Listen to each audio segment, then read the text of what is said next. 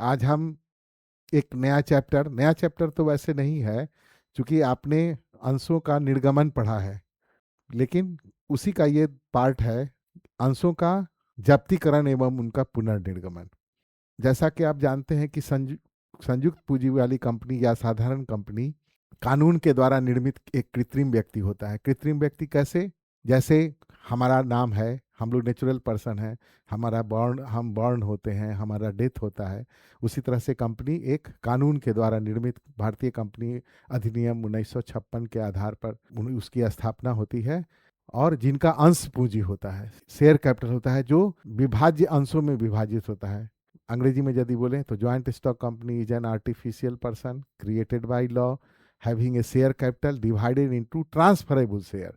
एकाकी व्यापार और साझेदारी व्यापार में व्यापार का मालिक बदलता है तो व्यापार का समापन हो जाता है, लेकिन कंपनी व्यापार में अंशों के अंशधारियों के बदल जाने से कंपनी के स्वास्थ्य पर कोई प्रभाव नहीं पड़ता। जैसे कहा भी गया है, बहुत सुंदर कहावत है, man may come man may go but the world goes for ever. ये दुनिया चलती चली आ रही है, कितने आए यहाँ पर जन्म लिए, फिर उनकी मृत्यु हुई, लेकिन दुनिया चलती जा रही है। वैसे ही कंपनी के अंशधारियों के बदलने से कंपनी के स्वास्थ्य पर कोई असर नहीं पड़ता है। तो आइए हम लोग इसके प्रैक्टिकल की तरफ चलें।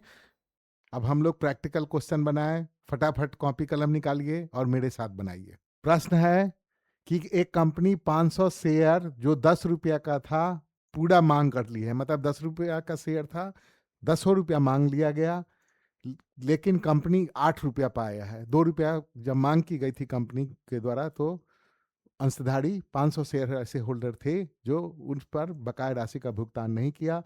कंपनी ऐसे अंशों को जब्त कर ली। आप इसके लिए जर्नल एंट्री कीजिए। और एक प्रश्न और इसमें पूछा जा रहा है कि इन जब्त किए गए अंशों को कितने मूल्य पर कम से कम जारी किया जा सकता है। तो आइए सबसे पहले हम लोग ये बनाएं, एक अलग से वर्किंग्स में आप टेबल बनाइए। बार बार प्रश्न को पढ़ने की जरूरत नहीं है, हम लोग एक टेबल बनाए मेरे साथ, और बार बार प्रश्न पढ़ने की जरूरत नहीं है। यहाँ पर लिख दीजिए 500 शेयर 10 का पेडअप, आठ आठ पेडअप, 500 शेयर 10 रुपये का, ₹8 पेड। एक टेबल बनाइए, यहाँ पर लिख दीजिएगा नंबर ऑफ शेयर्स, दूसरा पेड वैल्यू 8, और यहाँ लिख दीजिएगा अनपेड वैल्यू 2। तो 10 रुपया का शेयर था, सम मूल्य पर निर्गमन है ये। सम मूल्य का निर्गमन होता है जितने जितने अंश का जो फेस वैल्यू है, उतने ही रकम कंपनी द्वारा मांग की जा रही है। तो यहाँ देखिए 10 रुपये का अंश है, कंपनी द्वारा 10 रुपया मांगा गया, लेकिन 8 रुपया का भुगतान किया गया है अंशधारी द्वारा, 2 रुपये का नहीं किया गया। तो नंबर ऑफ शेयर्स कितने हो गए? 500। 8 रुपया करके 4,000 रुपया हमको मिला, और 1,000 रुपया हमको नहीं मिला। जो पैसा नहीं मिलेगा उसको अंडर ब्रैकेट रखेंगे, तो जब जर्नल एंट्री करेंगे तो उसमें अमाउंट लिखने में हमको असुविधा होगी। अब यहाँ पर लिख दीजिए entries in the books of company. Journal के 5 कॉलम बताइए। जर्नल के कितने कॉलम होते हैं आप सबको मालूम है? 5 कॉलम होते हैं जर्नल के।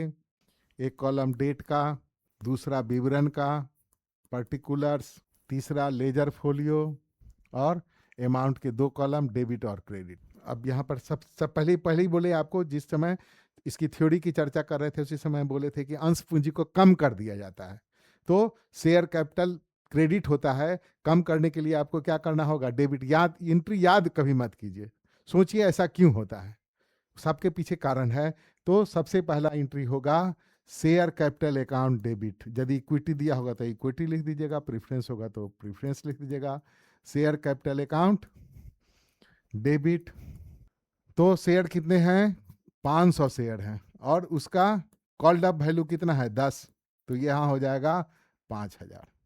उसके बाद ये आपके समझने के लिए हम दिए हैं, जर्नल एंट्री जब आप पास कीजिएगा तो ये 500 गुने 10 लिखने की जरूरत नहीं है। आपके समझने के लिए यहाँ मैंने लिखा कि कितना से डेबिट करेंगे, पूरा कंपनी द्वारा कॉल्ड अप वैल्यू 10 रुपया है और 8 रुपया दिया गया है। तो जो पैसा अंशों का जब्त करने का मतलब पहले बताए थे, जो पैसा कंपनी प्राप्त कर चुकी है, जिन अंशों को जब्त करने जा रही है, उस पर जो प्राप्त कर चुकी है कंपनी पैसा, उसी को जब्त करेगी। तो लिखेगी to share for future account, to share for future account. कितना? तो देखिए आपको यहाँ जो टेबल हम बनाए उसमें 4,000 रुपया लिखा हुआ है, पेड अप वैल्यू 4,000 रुपया लिखेगा, जो अंडर ब्रैकेट में नहीं है। और जो ब्रैकेट में है वहाँ लिख दीजिएगा कॉल सीनियर भी लिख सकते हैं, या share call account, share call account. कितना? 1,000। तो देखिए 5,000 से डेबिट है, 5,000 से क्रेडिट भी है। यहाँ पर लिख दीजिएगा नरेशन। अब सभी प्रश्नों में लिखना है, आप सीख लीजिए। आप लिख सकते हैं being the 500 shares were forfeited as per company resolution dated. अब इस क्वेश्चन का दूसरा पार्ट है, ये बस हो गया आपका फॉर फ्यूचर ऑफ शेयर का हम लोगों ने एंट्री कर लिया। देखिए डेबिट 5,000 से है, क्रेडिट भी 5,000 से है। डबल एंट्री सिस्टम में क्या होता है, जितने से अकाउंट डेबिट होता है उतना ही से एक या एक से अधिक अकाउंट क्रेडिट होते हैं।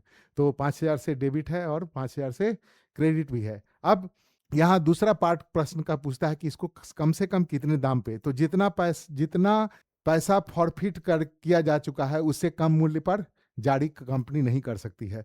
तो कितना आपको शेयर फॉर फ्यूचर में शेयर फॉर फ्यूचर का पर शेयर वैल्यू निकाल लीजिए। तो 4,000 शेयर फॉरफिट किए और ये कितना शेयर है 500, तो पर शेयर कितना आया 8।